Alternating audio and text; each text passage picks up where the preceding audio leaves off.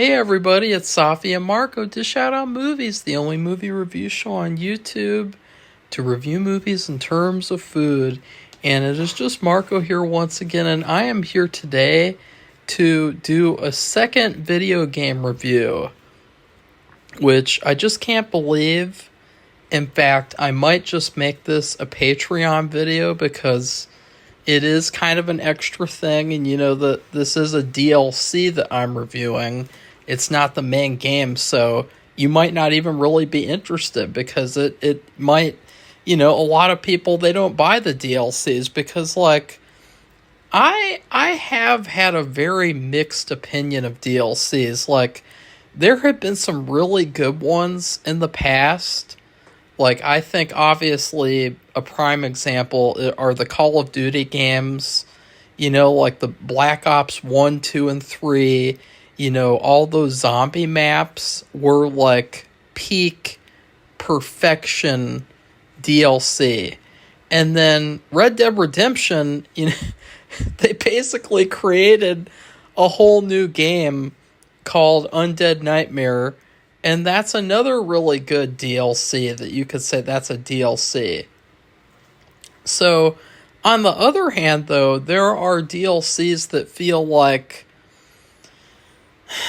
they're very, very much like a cash grab, or they're very rushed, or it feels like, oh, okay, they released this incomplete rush game, and then you have to buy all this extra content to understand it. Luckily, this is not the case for Resident Evil Shadows of Rose. Resident Evil, in fact, the last game, Part 7, they did a great job of, packaging together a bunch of stuff so that you could feel like the game had value.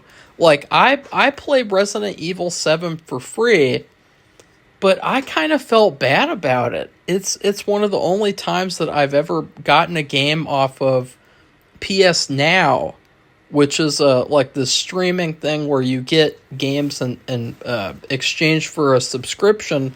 I felt kind of bad for not paying for the game because you get all these different difficulty modes. You get all these different trophies, and there's so much, and then there the DLCs. I should have mentioned that, obviously, but it feels like there's so much value there. It feels like this is a game that you feel rewarded for going back over and over again to play it, and there's so much value that they give you that, how could you not like it unless you just don't like the game itself or think that it's not Resident Evil, which I would say that's the biggest issue with Rose of Shadows. Or Shadows of Rose. What is it again? Which one is it? Shadows of Rose. Shadows of Rose. I gotta remember that. It's kind of a weird title. It could have just been called Resident Evil Rose. That's all they had to call it, because, that is what it is. This is an exploration of her character. But my big issue with this DLC and with this game in general, now that I played the DLC, is that I feel like this could have been a lot better if it wasn't Resident Evil. It doesn't feel like Resident Evil, all the supernatural powers and shit. It's basically, you're like a superhero. You know what it reminded me of?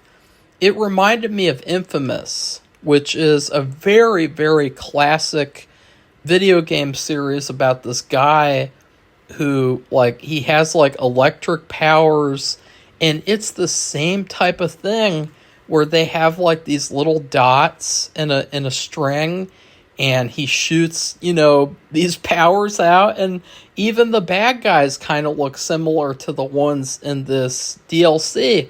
So the whole time I was thinking, this is like Infamous. This is like Resident Evil, but with Infamous.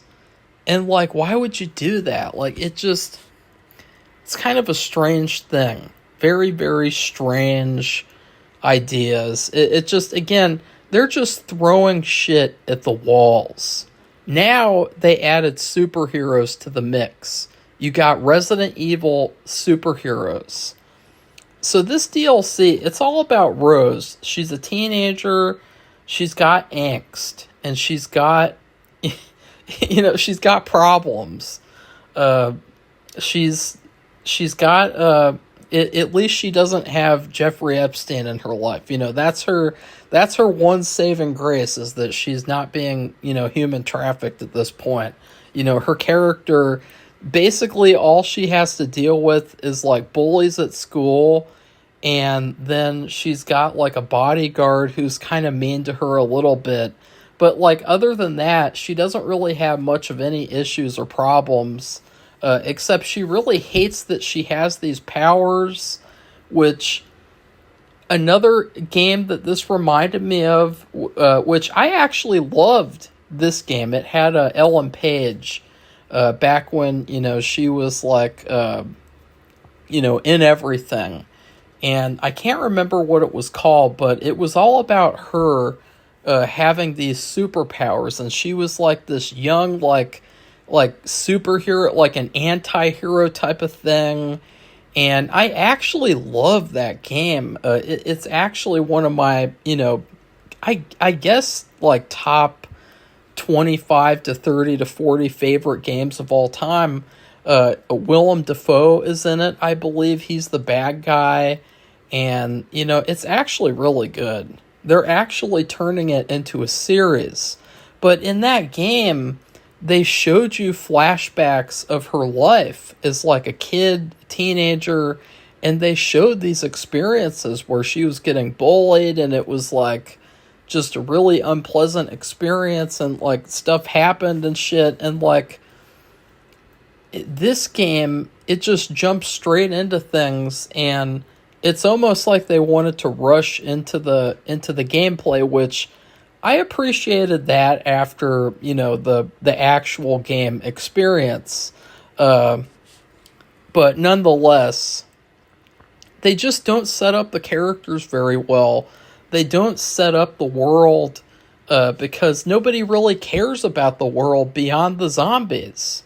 Like that's a big issue. Like if I was to write a Resident Evil game or a movie or a show, which I think that after you guys see my version of Welcome to Dead House, I think people are probably going to be making some petitions because it's going to be like the greatest thing ever. At least I hope it will. I hope I can make it how it really deserves to be. And in fact, I am writing the third part right now, and actually doing this video is getting me in the mood to write that, because it's going to be so good. But anyways, the issue is nobody cares about Resident Evil Earth. Nobody cares about like New York, California, Florida, China, Russia. Nobody cares about any of these places in the Resident Evil world. All they care about is, is that area like a zombie area? Or is there zombies in that area?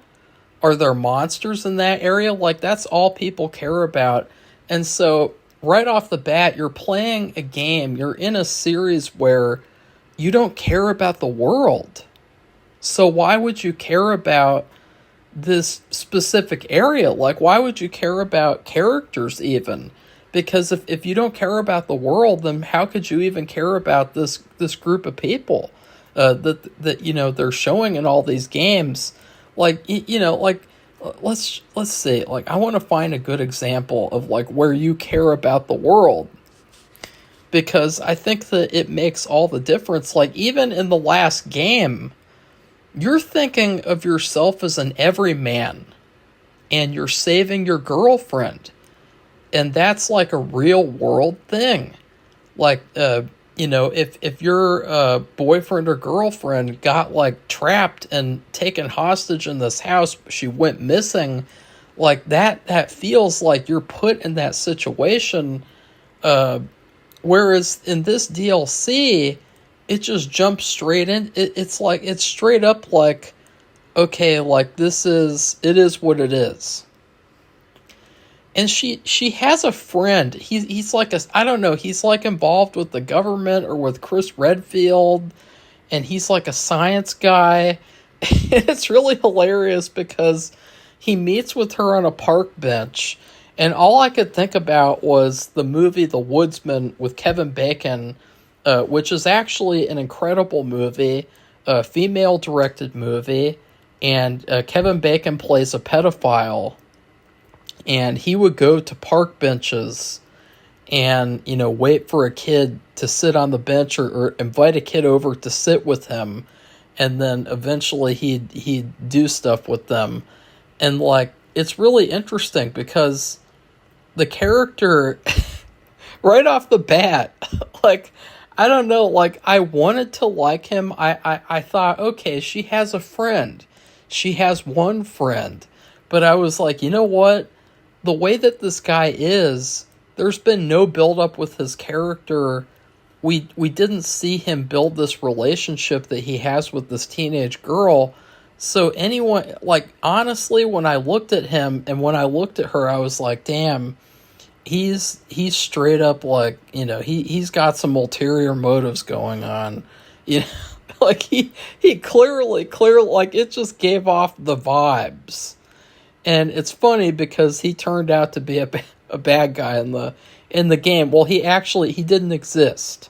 He didn't exist, which there's a lot of issues with that because, like, okay, is there a real guy? Like, is that guy a real guy? Because it's revealed that Mother Miranda turned into him to get to her, to get her inside the mole world. But, like, it's not really confirmed that he real or not. And if he isn't, then where did that guy come from, and how did he embed himself in this government world with Chris Redfield? Like, is Chris Redfield that retarded that he's hiring Mother Miranda? That would have been the greatest ending of all time, by the way. You guys know that show, How It Should Have Ended? Which I don't think anyone watches that show anymore. But, like, back when it was good, you think about how should this DLC have ended? Well, imagine how hilarious and epic this would have been. I'm pitching you guys an ending here, and it is an ending you can't refuse.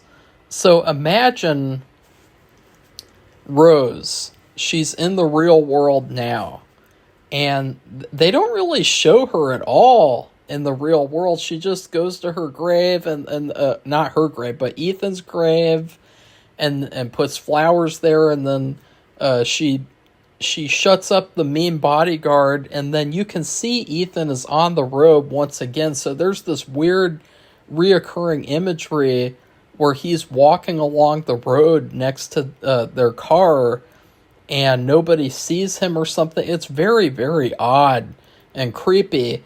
It's actually creepy. It's not even, like, beautiful or pretty. It's creepy.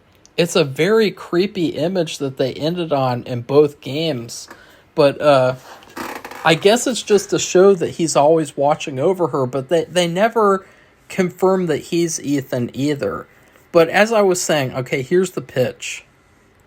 Instead of going to the grave and basically repeating and doing a shot-for-shot remake of that scene in the actual game, how about, okay, ready for it? How about she meets up with Chris Redfield, or she gives him a phone call?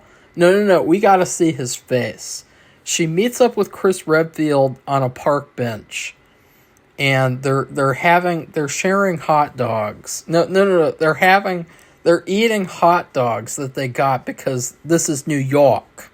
They both got a hot dog with mustard. Chris Redfield probably got mayonnaise, stuff like that. He's the type of guy, like, you just look, that guy's got a fat face. He's got a fat face.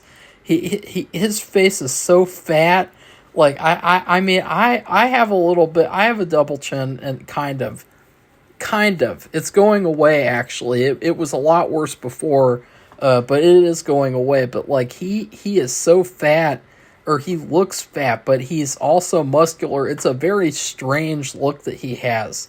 But imagine he meets up with Rose, and Rose says, "So Chris, I'm not going to tell you everything, but just so you know, remember that guy who was always hanging around me, and he was like trying to be my friend, and he was really like close to me, and he was like the only friend that I had.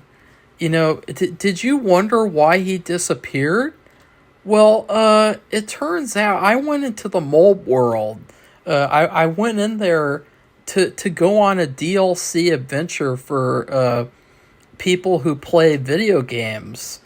And I discovered that the main villain that you thought you defeated, Mother Miranda, she is so powerful, apparently, that she's still coming back onto Earth and manifesting herself into real people. And it turns out that she was that guy. She was that guy who comforted me. She was that guy who sat with me on the park bench. Could you guys imagine how hilarious that would be? Chris Redfield finding that out after all the shit that he did in Resident Evil Village, where he's like, "I'm sorry, Ethan." Like that would have been the ending to end all endings. It would have just been the greatest thing ever. It would have been like a reversal. Like, Chris spent the whole last game, or the whole full game, not telling Ethan something that he needed to know until the very last minute. I mean, what a douchebag. What a piece of shit. And then, in this DLC, it could have been a role reversal where she spends the whole game learning something that she then tells Chris at the end of the game, and she just blows Chris's world. It's like an M. Night Shyamalan twist, where it's just like, oh, what the fuck was that? So, let's get into the actual game part, because a lot of people love this. And I don't blame you guys for loving this DLC. I want to like a game. I want to like a TV show. I want to like a movie when I watch them. I don't want to just watch something and be like, ugh, I don't like this. Like, I hate being like that, because it conditions you to always expect that. And it conditions you to be a very negative person. And then you get sick. That's how it works. Like, negative people get sick. And positive people sometimes get sick, but then they laugh it off. Patch Adams tells you to laugh it off. He puts on his clown nose and he says, laugh it off, grow a pair. But anyways, this game, this DLC, and I keep saying game, because this definitely felt like its own thing. And I like that. I like the fact that it didn't feel like, okay, like it, but at the same time, this felt like a best of hits or compilation of stuff that people liked in the full game. Because they had all the parts conveniently that everyone said that those are the best parts of the game, except for Heisenberg. They had the castle again with Castle Dimitrescu. They had now a fifth lord, I guess. They don't really do any backstory or any anything.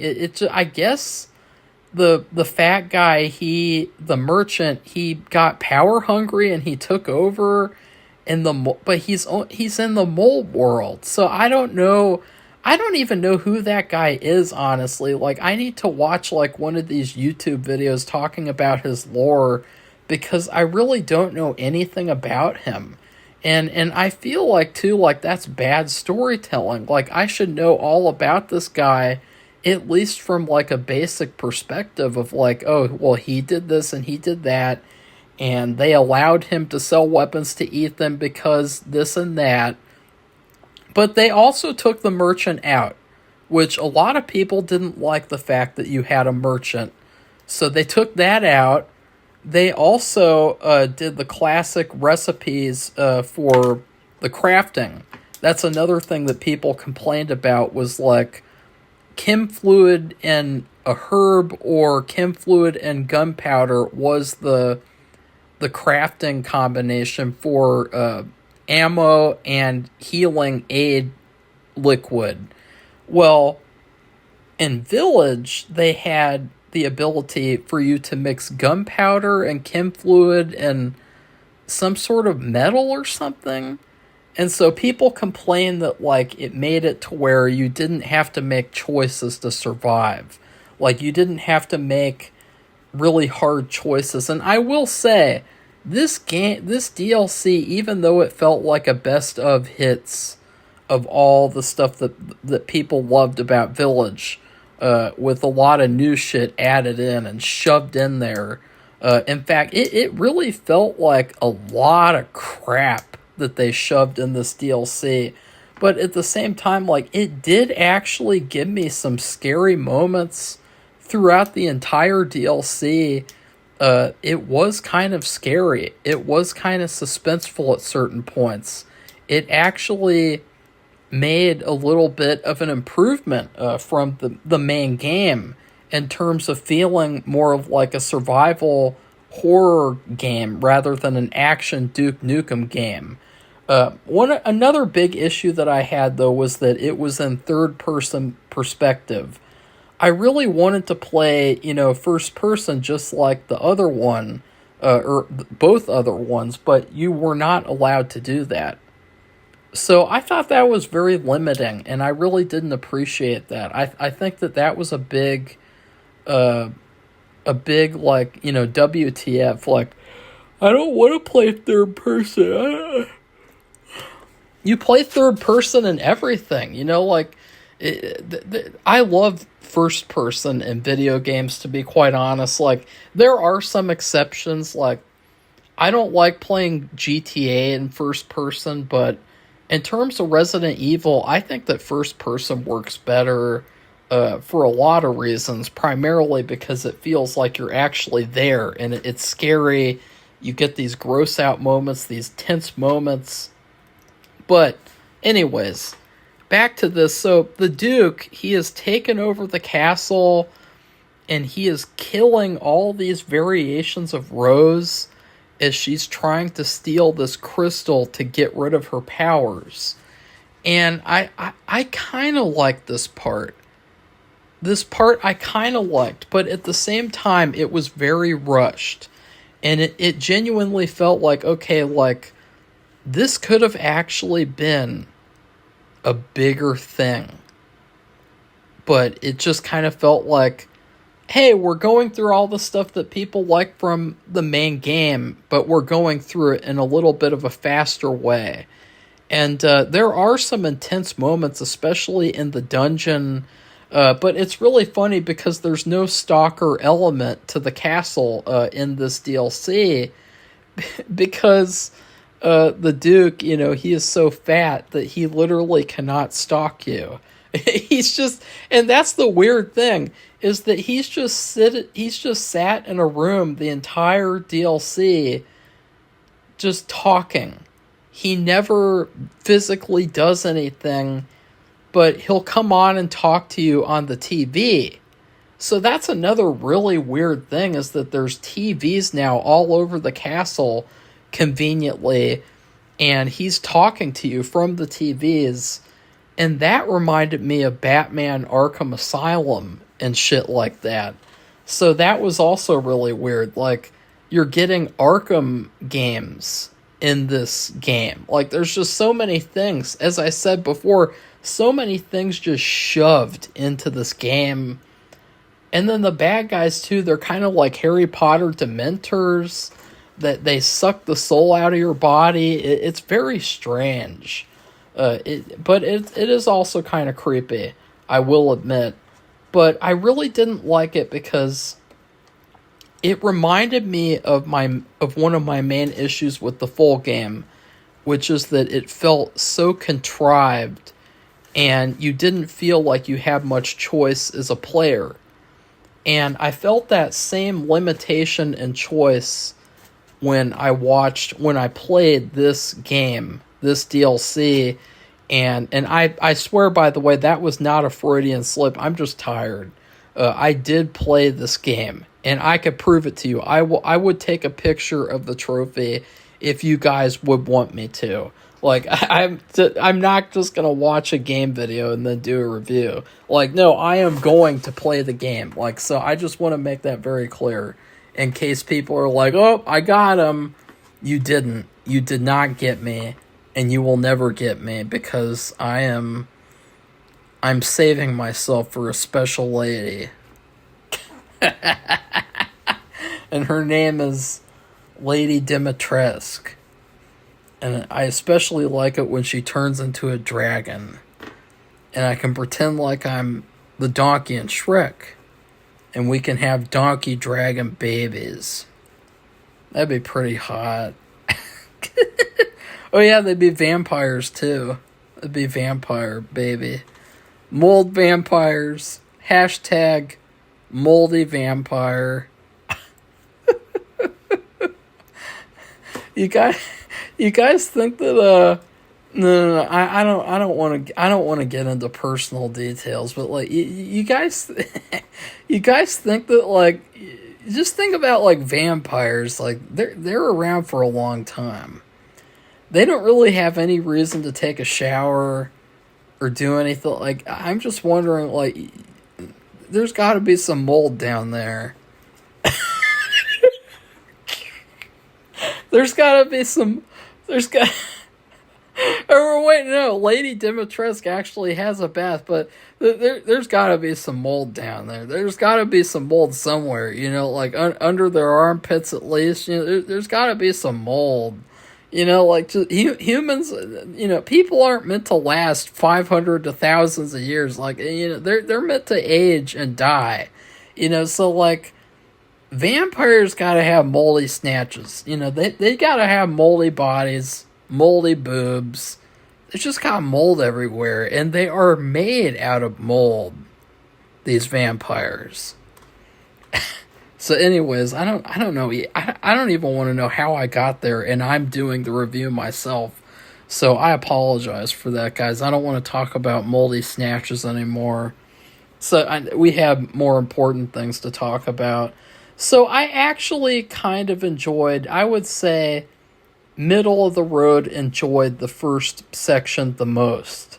It felt like a fun DLC, but it felt very contrived, and it felt very much like, okay, you're just walking in a straight line on the straight arrow, and, you know, there's no fun things that you can do.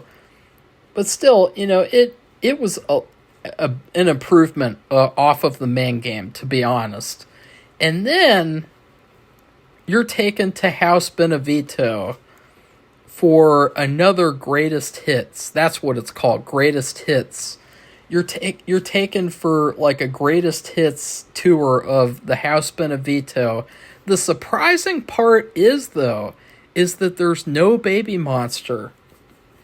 But actually, this part was pretty good. The only criticism I have is that they do this thing where they're playing hide and seek, where these killer dolls they're watching you with their eyes, and they have light coming out of their eyes, and you have to hide behind these barriers while they do that.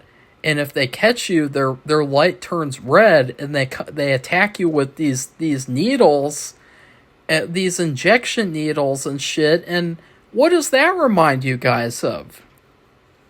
Batman Arkham Asylum. Scarecrow's Nightmare Missions. The same thing. They even did the thing. They even went so far as to make Rose smaller and to make, like, the environment bigger so that they could copy it more. So it was just straight up copying Arkham. And it was really disappointing because they came up with a great idea, a great gimmick, which was they had the Mia doll. They have multiple, and the way that you have to deal with them is that you cannot look away from them, or else if you look away, they run at you really fast and they catch you and kill you.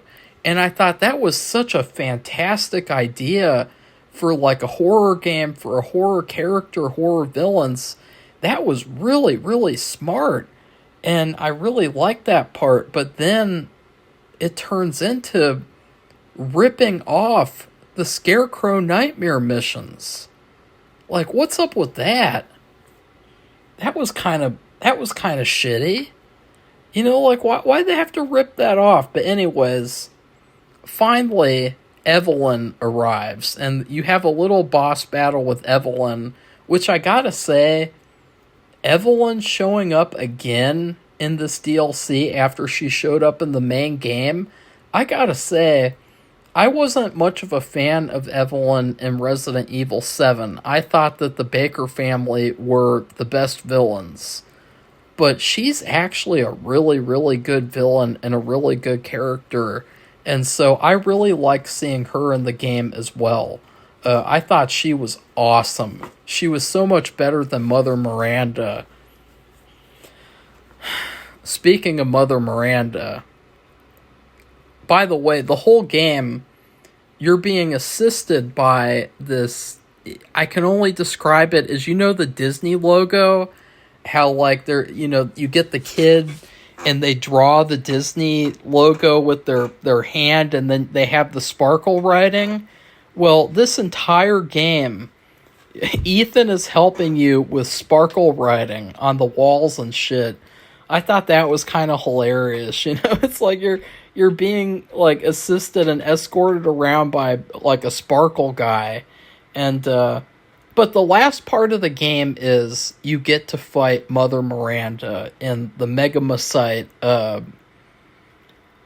place. You know, I don't know what to call it. The center, the core, the Megamycete core. And then I will say it was actually a much better boss battle than the one I had with Ethan and Mother Miranda. It was a lot of fun getting to use the superpowers against her. And it was just a fun experience. Like, it wasn't too hard. It wasn't too easy. And it gave you, you know... But at the same time, like, my big issue with that is, again, the superpower shit. Like, this is a superhero, basically. Rose, she has, like, a superhero origin story where she's rejecting her powers the whole game, and then at the end, she's embracing them. And so no matter how fun it was, you have to sit back and say, like, hey, like, this is not Resident Evil. This is Resident Superhero, or Resident Infamous, or whatever you would want to call it. This is not Resident Evil. This is something else. And if it was something else, then I would actually give this like a B plus or an A minus. Like, I thoroughly enjoyed this game, this DLC, just for the fact that it was a fun DLC. I was kind of like, okay, like, they are literally picking out the things that everyone said were the best parts, and they are just hyper focusing on those and adding in all this extra shit. And there's a lot of other shit that they added in this DLC that I haven't even talked about. Just a bunch of shit. You know, just lore stuff and the stuff with the mold and the mold powers. And just, there's so much shit, though. Like, technically, Ethan is not dead. He's still alive in the mold world, and he could come back to the real world, I guess. Because if Mother Miranda is powerful enough to go into the real world, and create a guy who doesn't exist or something, then Ethan can come into the real world too. So it's basically saying that Ethan has been an absentee father because he's in the mold world and he's just dealing with the mold. But then this Ethan is mold. So it's just a very weird, very strange turn of events that this series has taken. I am glad that Rose is not the main character of Resident Evil 9. The superpower stuff I do not think was the right way to go for the series. But as its own thing, I appreciate this DLC for kind of wrapping things up and for, trying to give fans the best experience that they could with what they had. And I also appreciated how they listened a little bit to the fans. I mean, I don't know, like, I bet that there's a lot of other criticisms that, maybe I'm not even aware of, because I'm not really a big part of the gaming community, but, like, it really feels like they kind of listen to the fans a little tiny bit with this DLC, and so I would give this DLC a C plus or a B minus. I'll give it I don't know. I'll give it a B. No. I'll give it I'll give it a B. I'll give it a reluctant B, just because I had fun, and it was a DLC, but it still had all the problems that the main one did in terms of being too out there, too complex. Like, the fact that, like, you fight Evelyn and then you fight Mother Miranda, like, just pick one of them. Like, Mother Miranda was dead. So it really should have been a fight between Evelyn and Rose. And by the way, too, it was a total missed opportunity to check up on the Baker family, because the Baker family is still in the mold world as we speak. It would have been really fun to see. Honestly, they could have done something really smart where we get to see Ethan's perspective of living in the mold world with the Baker family and maybe with other characters. Oh, that could have been so cool. Like all these other characters who've died, even villains. Like, imagine how cool that would be to see, like, Ethan talking to Heisenberg, who's now, like, he's given up, he's given in, he's totally, like, just whatever.